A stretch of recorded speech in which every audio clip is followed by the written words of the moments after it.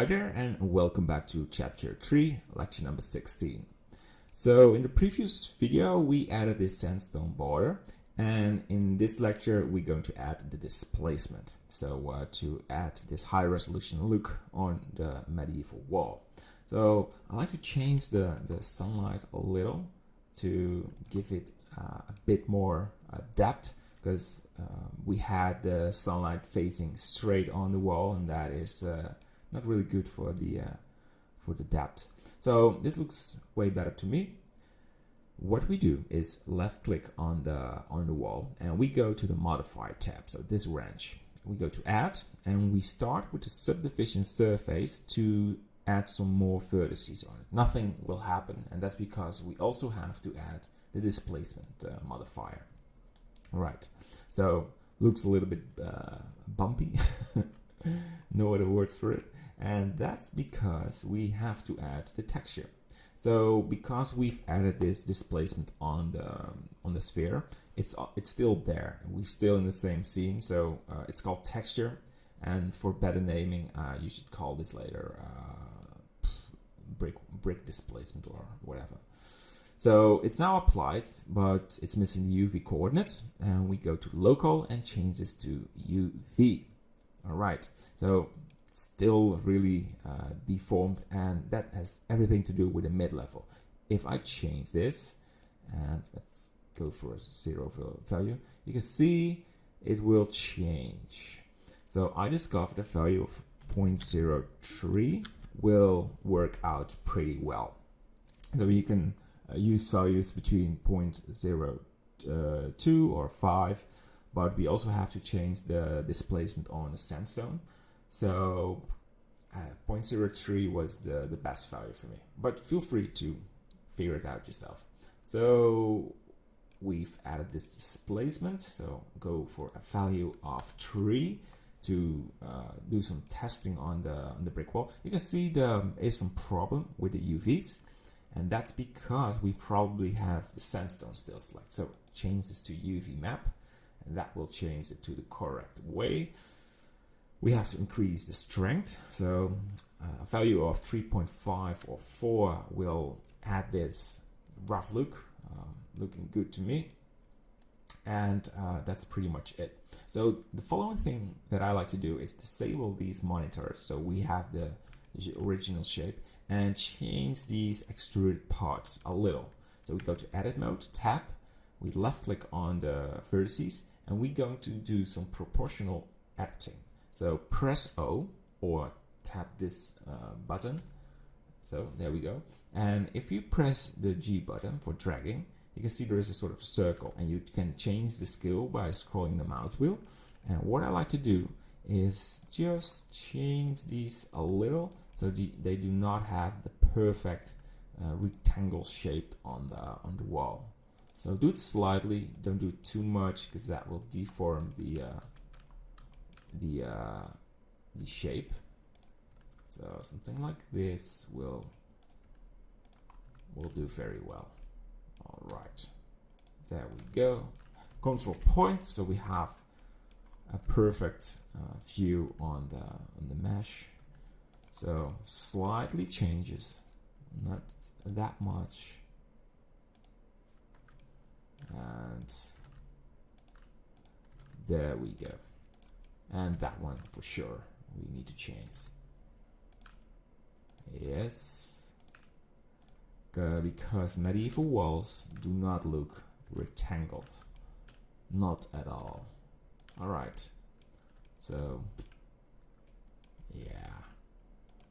So don't try to do exactly the same as I do. Feel free to add your own artist impression on the changes. So enable these monitors again, and yeah, looks better to me. So if you go for a value of 4, what we won't do, because then we're hitting the 10 million triangles or 6 million vertices, and it will really slow down the computer. But what we can do now is go to the render view and do some quick review on the wall. And you have to wait a second for the changing. Eevee is real time, but it has some loading time. All right. So before we end this lecture, I want to add 2 more of these sandstone borders because I'm not really satisfied with this wall. Yes. All right. So we go to the front view. We go to the tab. So we are in the edit mode. And what we want to do is, oh, I did something Blender doesn't like. We're still in the preview mode.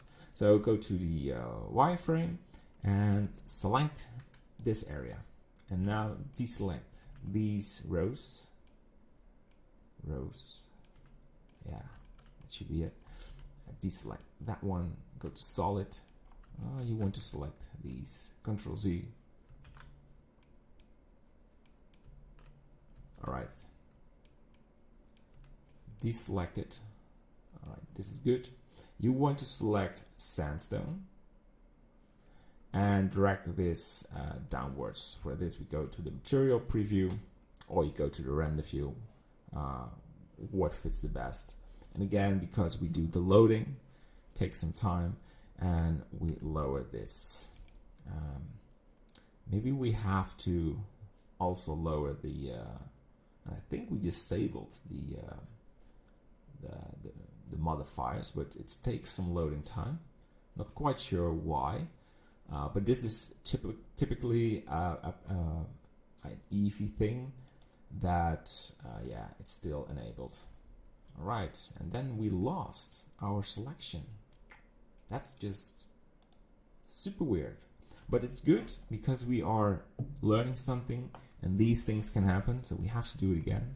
So we go to the wireframe, we make a selection of the wall, we deselect these, yeah, almost good. Deselect this part, so we want to lower it. For this, we go to the render view, there we go, and turn off proportional editing. Yes, scale it, because we do not want a big border. Something like this will fit a bit smaller.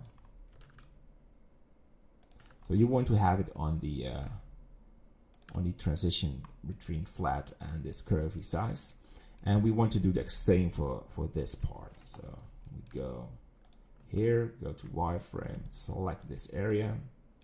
So we have to deselect these and these, even these, and the rear part as well. Solid mode. Yeah, it's strange, sometimes it looks weird to deselect it, but this should work. All right, so we are in the sandstone. Go to the render view, you lower it and scale it, and we have to go to this position. I think because I want to have it right there, well, let's go for this part. We're good. All right. Yeah, nothing wrong.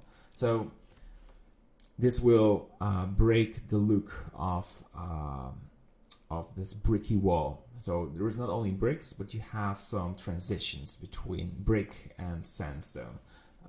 Maybe it looks a bit strange to you, but it's definitely worth it when building an object or a building, something like this, a ruined wall. All right, so we have to enable the modifiers to have some preview on it. We'll take it a second. And then we are in the end of this lecture. Yeah.